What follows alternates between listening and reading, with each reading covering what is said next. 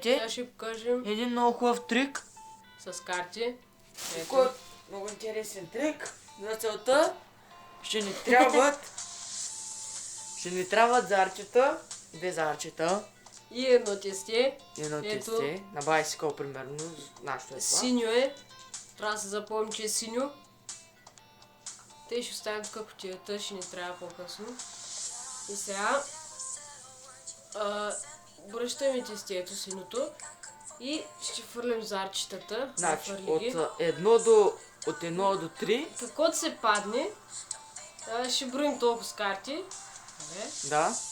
И която е картата, тя ще бъде на зрителя. Добре, започваме. 6, 1, Значи 7 става. 7 се получава.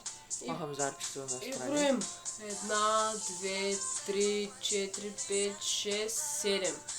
Та се картата на зрителя. Ето, шестица купа. Така слагаме отгоре останалото. Сега прибираме в кутията. Затваряме. И сега моят зрител трябва да сложи ръката отгоре. Да. Вече станаха картите червени. Ето. Всяка карта е червена без една. И тя е шестица купа. Ставаме тук да видим другите карти. Ето. Всички са червени.